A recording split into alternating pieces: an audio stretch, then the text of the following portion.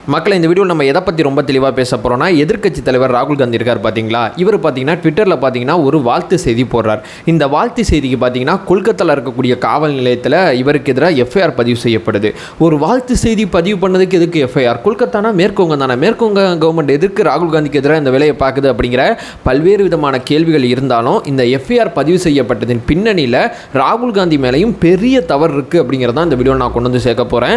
நம்ம சேனலை ரெகுலராக ஃபாலோ பண்ணவங்க எல்லாருக்கும் தெரியும், ராகுல் காந்தியை குறை சொல்லணுங்கிறதுக்கான வீடியோ இது கிடையாது. பெரும் தவறு இழைத்து விட்டார், அதற்காண்டி அவர் விலை கொடுக்க வேண்டிய தேவை இருக்குது அப்படிங்கிறதான் இந்த வீடியோவில் நம்ம சொல்ல போகிறோம். ஒன் பை ஒன்னாக தெளிவாக நம்ம பார்க்க போகிறோம். உற்சாக வணக்கங்கள், வாங்க பதிவுக்குள்ளே போகலாம். இப்போ முதல் விஷயம் மக்களே, ஏன் முன்முடிவு? ராகுல் காந்தி பண்ணதான் தப்புன்னு சொல்லி ஏன் சொல்கிற அப்படிங்கிற மாதிரி கேள்வி கேட்டிங்கன்னா, அதற்கு முன்னாடி சில தகவல்கள் அத்தனையுமே நான் பார்த்த பிறகு தான் இந்த முடிவுக்கு வரேன் அப்படிங்கிறது முதல்ல நான் உங்கள்கிட்ட சொல்லிடுறேன். உங்கள் எல்லாருக்குமே நல்லா ஞாபகம் இருக்கும், நேதாஜி சுபாஷ் சந்திர போஸ் பிறந்த நாளானது சமீபத்தில் கொண்டாடப்பட்டுச்சு. ஜனவரி 23 பார்த்தீங்கன்னா நேதாஜி சுபாஷ் சந்திர போஸ் அவர்கள் பிறந்தாங்க. இந்த பிறந்தநாள் விழாவில் பார்த்தீங்கன்னா எல்லா தலைவர்களுமே நேதாஜி அவர்களுக்கு வாழ்த்து தெரிவித்தாங்க. அவரோட அந்த நாட்டுப்பற்று, அவரோட அந்த தேசிய உணர்வை நிறைய பேர் கொண்டாடி தீர்த்தாங்க. ஆனால் ராகுல் காந்தியும் இதே மாதிரி தன்னுடைய ட்விட்டர் பக்கத்தில் பார்த்தீங்கன்னா ஒரு போஸ்ட் ஒன்று போடுறார். நேதாஜி சுபாஷ் சந்திர போஸ் பார்த்தீங்கன்னா ஜனவரி 23, 1897 அப்படிங்கிற வருஷத்தில் பிறக்கிறார் அப்படிங்கிறது ராகுல் காந்தி அவர்களோட அந்த ஃபோட்டோவில் இருக்குது. அந்த ஃபோட்டோ கூட நான் சைடில் போடுறேன். பக்கத்தில் பார்த்தீங்கன்னா ராகுல் காந்தி அவர்கள் என்ன குறிப்பிட்டிருந்தார்னா, நேதாஜி சுபாஷ் சந்திர போஸ் பார்த்தீங்கன்னா மறைந்த தேதியை பார்த்தீங்கன்னா அவர் குறிப்பிட்டிருந்தார். மறைந்த தேதி அப்படின்னு சொல்லி அவர் எதை சொல்லியிருந்தார்னா, ஆகஸ்ட் 18, 1947 அப்படிங்கிற ஒரு தேதியை குறிப்பிட்டிருந்தார். ஆகஸ்ட் 18, 1947 அப்படிங்கிறது எப்படி உறுதி செய்யப்பட்டது அப்படிங்கிறதா இங்கே பெரிய லெவலில் சர்ச்சையாகுது. இது சம்பந்தப்பட்ட ஒரு புகார் தான் கொல்கத்தாவில் கொடுக்கப்பட்டிருக்கு. கொல்கத்தாவில் இருக்கக்கூடிய பவானிபூர் காவல் நிலையத்தில் பார்த்தீங்கன்னா ராகுல் காந்திக்கு எதிராக புகார் கொடுத்தாங்க. ராகுல் காந்திக்கு எதிராக யார் புகார் கொடுத்துருக்கான்னு சொல்லி கேட்டிங்கன்னா, பாரதிய இந்து மகாசபா அப்படிங்கிற ஒரு பிஜேபியோட ஒரு வகையான ஒரு டீம் தான் அந்த புகாரை கொடுத்துருக்காங்க. நேரடியாக பிஜேபி ஈடுபடல, பிஜேபியோட ஒரு கிளை பிரிவுன்னு வச்சுக்கலாமே, அல்லது பிஜேபி ஆதரவாளர்களால் இந்த மாதிரி புகார் கொடுக்கறதுக்காண்டி நடத்தப்படுற ஒரு அமைப்பு தான் இந்த அமைப்பு. இந்த அமைப்பு தான் இப்போ புகார் கொடுத்துருக்காங்க. இந்த அமைப்பு புகார் கொடுத்ததில் என்ன சொல்லிட்டாங்கன்னா, நேதாஜியோட மரணம் சம்பந்தப்பட்ட விஷயத்தில் தீர்க்கப்படாத பல மர்மங்கள் இருக்கு.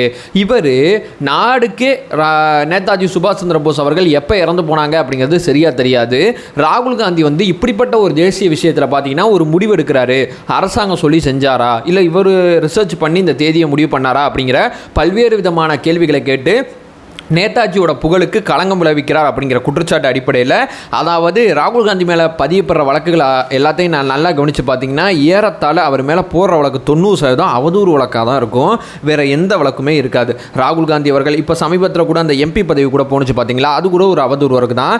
நேஷனல் ஹெரால்டு பத்திரிகை சம்மந்தப்பட்ட வழக்கை தாண்டி ராகுல் காந்தியை சுற்றி இருக்கக்கூடிய அத்தனை வழக்குமே அவதூறு வழக்குகள் தான். அந்த வகையில் இந்த அவதூறு தகவலை ராகுல் காந்தி அவர்கள் சொல்லிட்டாங்க அப்படிங்கிற குற்றச்சாட்டு அடிப்படையில் இந்த வழக்கு ராகுல் காந்தி அவர்கள் மேலே பதியப்படுது. சரி, இப்போ நேதாஜி சுபாஷ் சந்திர போஸ் எப்படி இறந்து போயிட்டார் அப்படிங்கிற கேள்வி இருந்துச்சுன்னா, 3 வகையான தியரி இருக்குது. இந்த 3 வகையான தியரியில் எது உண்மையானது அப்படிங்கிறது இப்போ வரைக்கும் நிரூபிக்கப்படல. அதனால தான் எல்லா தலைவர்களுமே அந்த வாழ்த்து செய்தியில் பார்த்தீங்கன்னா பிறந்த அன்னைக்கு வாழ்த்து தெரிவிப்பாங்க. இறந்த நாள் அப்படிங்கிற ஒன்று எந்த கட்சியுமே கொண்டாட மாட்டாங்க பெரிய லெவலில். ஏன்னா இறந்தது அப்படிங்கிறது இப்போ வரைக்கும் மர்மமாக இருக்குது. ஸோ ராகுல் காந்தி அவர்கள் கூற்றுப்படி அன்னைக்கு அவர் இறந்து போயிட்டார், அந்த தேதி அவர் ஏன் குறிப்பிட்டு சொல்லியிருந்தார்னு சொல்லி கேட்டிங்கன்னா, அன்னைக்கு தான் அந்த தைவான் நாட்டுக்கு அந்த போகிற விமானத்தில் பார்த்தீங்கன்னா இறந்து போயிட்டார் அப்படிங்கிற ஒரு செய்தியானது கிடைக்குது.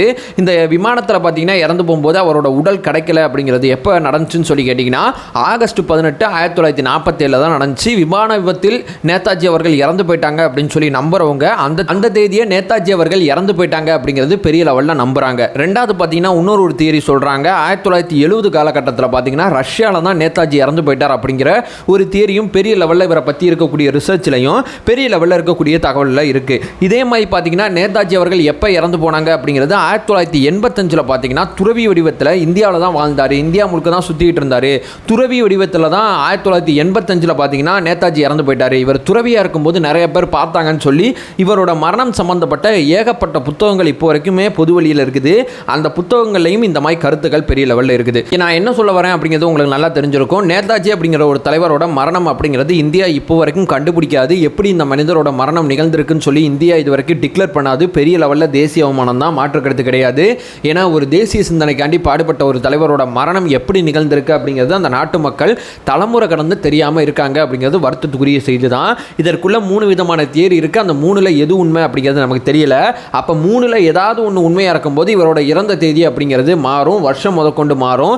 இப்படிப்பட்ட சிக்கலான பிரச்சனையில் ராகுல் காந்தி தன்னுடைய ட்விட்டர் பக்கத்தில் பார்த்தீங்கன்னா ஒரு குறிப்பிட்ட ஒரு தேதியை போட்டு இன்னைக்கு தான் இவர் இறந்து போயிட்டாரு, இதுதான் இவரோட இடைப்பட்ட காலம் அப்படிங்கிற ஒரு வரலாறு அவர் குறிப்பிடும்போது அந்த வரலாற்றுக்கு தகுந்த ஆதாரங்களை தரவுகளை வச்சிருக்காரா அப்படிங்கிற $1 மில்லியன் கேள்வி அவருக்கு முன்னாடி இருக்குது. இது சம்பந்தப்பட்ட எஃப்ஐஆர் மேலே பதிவு செய்யப்பட்டிருக்கு. சில பிரிவின் கீழே வழக்கு பதிவு செய்யப்பட்டிருக்கு. கூடிய சீக்கிரம் வழக்கம் போல தான் இந்த வழக்கை ரத்து பண்ணுங்கன்னு சொல்லி நீதிமன்றத்துக்கு ராகுல் காந்தி போகிறதுக்கு வாய்ப்பு இருக்குது. அல்லது இந்த வழக்கில் பார்த்தீங்கன்னா சம்மன் அனுப்பப்பட்டு ராகுல் காந்தி தரப்பில் சில விஷயங்களை விசாரிக்கிறதுக்கும் வாய்ப்பு இருக்குது. ஸோ இதெல்லாம் தேவையில்லாத வேலை அப்படிங்கிறது தான் நமக்கு தோணுது. பிறந்த நாளுக்கு வாழ்த்து சொல்கிறீங்கன்னா பிறந்த நாளுக்கு வாழ்த்தை மட்டும் சொல்லிட்டு போங்க. ஒரு தலைவர் பிறந்தார் இறந்தாலும் தெரிஞ்ச அன்னைக்கு அவரோட இடைப்பட்ட காலத்தை நினைவு கூர்ந்து வாழ்த்து தெரிவிக்கலாம். இந்த மாதிரி சர்ச்சைக்குரிய விஷயத்தில் பார்த்தீங்கன்னா ராகுல் காந்தி தான் வாண்டடாக வந்து மண்டே விடுறது அப்படிங்கிற ஒரு விஷயத்தை தவிர்த்திருக்கலாம் அப்படிங்கிறது ராகுலை விரும்பும் நபர்களாக இருக்கக்கூடிய ஒரு சர்க்கிளில் இருக்கக்கூடிய நபர்களோட பெரிய தகவலாக இருக்குது அப்படிங்கிற ஒரு விஷயத்தை சொல்லிட்டு இந்த வீடியோ நான் என் பண்ணிக்கிறேன். நம்ம சேனலில் ஃபர்தராக ஃபாலோ பண்ணிங்கன்னா பொலிட்டிக்கல் சார்ந்து பல்வேறு விஷயங்களை பற்றி நம்ம ரொம்ப தெளிவாக பேசிக்கிட்டு இருக்கோம். நம்மளோட ஒரே நோக்கம் அறியாமை அகற்ற வேண்டும், அறியாமை அகற்றப்பட வேண்டும். Thank you so much.